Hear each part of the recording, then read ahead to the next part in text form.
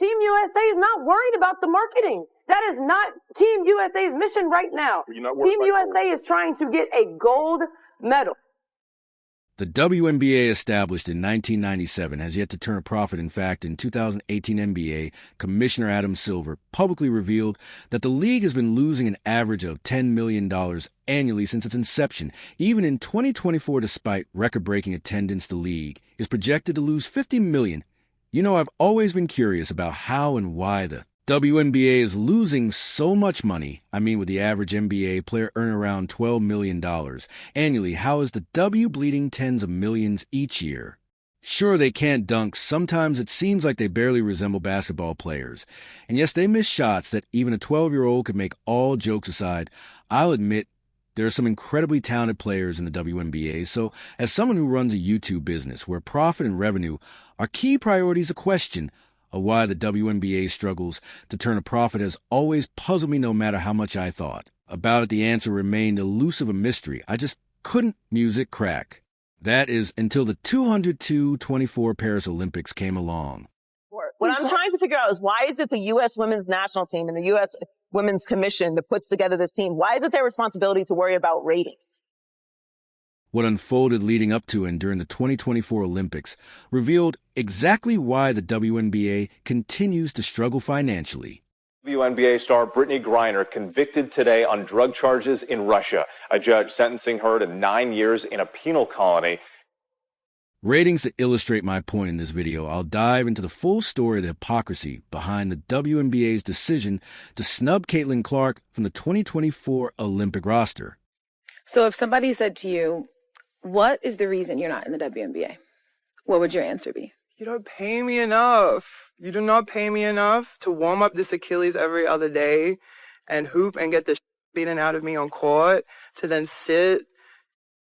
In 2022, Brittany Griner was among the highest paid players in the WNBA, yet her salary still wasn't enough. Like many WNBA players, she had to supplement her income by playing in another league during the off-season.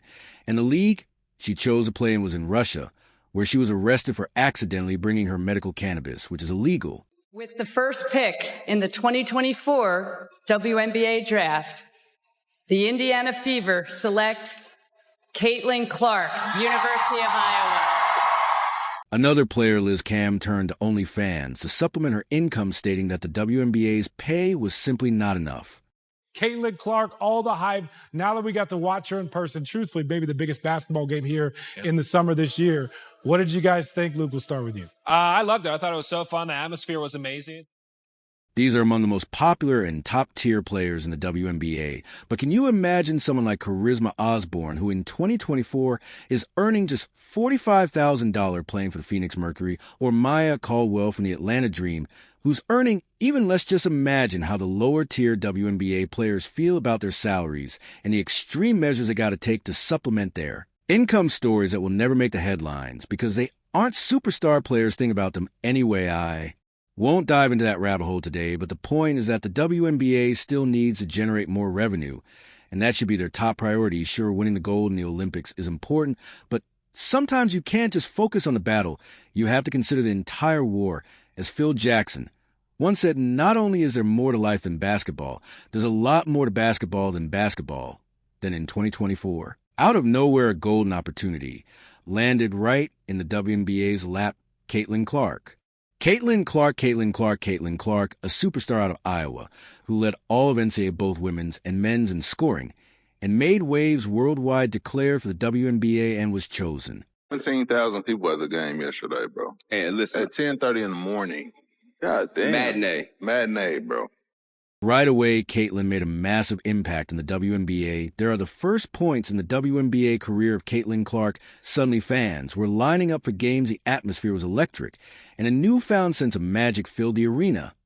This girl is box office. I said a rising tide lifts all boats. In 2023, the Las Vegas Aces led the league in attendance with around 9,500 attendees per game, while the Indiana Fever averaged just about 4,000 attendees per game. Well, just take a look at the 2024 numbers. The Fever quadrupled their attendance, reaching 16,000 per game, surpassing even the Aces numbers from both last year and this year. The reality is everyone wants to watch Caitlin Clark play, boosting attendance at both home and away games. She's not just one of the best players in the league. She's also the most exciting to watch. I mean, she shoots the ball from Steph Curry range and ranks as the 13th leading scorer in the league, all while leading the league in assists. Wheeler finds CL from Theos. It's safe to say that Caitlin is the biggest thing that ever happened to the WNBA, or women's basketball for that matter, as some say. She's a rising tide that lifts all boats. No, I don't think it was disrespectful to leave Caitlin Clark off the Olympic roster. She is not one of the 12 best professional basketball players in the United States of America right now. Anyway, in addition to Caitlin Clark, the WNBA had another golden opportunity. In 2020 for the Paris Olympics, Caitlin Clark has done an incredible job of marketing the WNBA within the United States. But now it was time to showcase her on the world stage, just like the 1992 Dream Team captured international markets by showcasing legends like Michael Jordan, Magic Johnson, and Larry Bird. The WNBA now had its chance to introduce Caitlin Clark to the world. This moment had the potential to transform the WNBA from a North American league into a global sports phenomenon, multiplying their revenue twofold, fivefold, or even tenfold. This was a golden opportunity to ensure no WNBA players ever have to risk imprisonment by playing in other leagues during the off-season, open an OnlyFans account to make ends meet, or resort to begging for money on national television. Again, this was the true definition of the stars. A lining opportunity of a lifetime. This was the WNBA's moment to finally shine after years of ridicule since its inception. This was their chance to finally rise to the top of the mountain. But what did they do? They deemed Caitlin Clark not good enough and left her off the applause team. Essentially it was the committee's job to pick the 12 that, based on our selection criteria. As you've heard, they claimed she wasn't one of the league's top players despite being 13th in points in the WNBA and leading the league in assists. Team USA is not worried about the marketing. That is not Team USA's mission right now. Team USA is trying to get a gold medal. You've heard they claim she didn't make the team due to their selection criteria, despite 2 of the 12 struggling with significant shooting and efficiencies this year. It don't make a difference. You make the call because of the betterment of the whole in the end. That is not compromising your integrity. That is business. And y'all are going to find that. As you've heard, it's not the Olympics' responsibility to market the WNBA anyway. If I went through every ridiculous reason the WNBA had for excluding Caitlin Clark from the 2024 Olympic roster, this video would take an hour. But you get the gist for one reason or another. They decided to leave her off the team. And what was the result? Well, take a look at the women's games fans were eager to see. Caitlin Clark. And on one particular day, there were 6 women's basketball games happening at the Olympics. The game with Team USA had the lowest attendance at 13,000, far less than Spain versus China, which drew 27,000, and even Serbia versus Puerto Rico, which had 15,000 in attendance.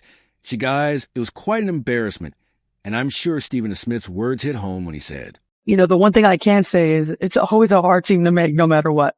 Because you were young yourself, and tell me if I'm wrong, weren't you named to the roster as soon as you graduated, right? You were young. Yeah, after I won 3 national championships in a row, I was named. Jeez.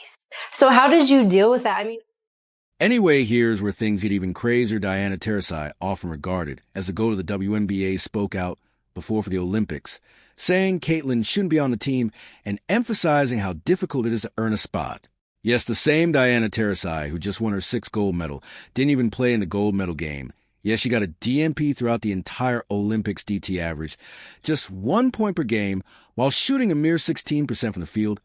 How does someone with stats like that claim Caitlin Clark shouldn't be on the team? She's guys. And here's where it gets even more ridiculous. A commentator once defended DT's spot on the team, saying this. Her current teammates, though, are on the team, Shannon. You know what chemistry means. You know what it means to have somebody beside you out there on the playing field that you trust, someone that you know. Diana Taurasi knows Kalia Copper. Diana Taurasi knows how to get Brittany Griner the ball on the inside more than anyone else on the team does. Ifrance Yuddy argued that she deserved a spot on the team because she knows Brittany Griner well and is the best at getting the ball in her sweet spots.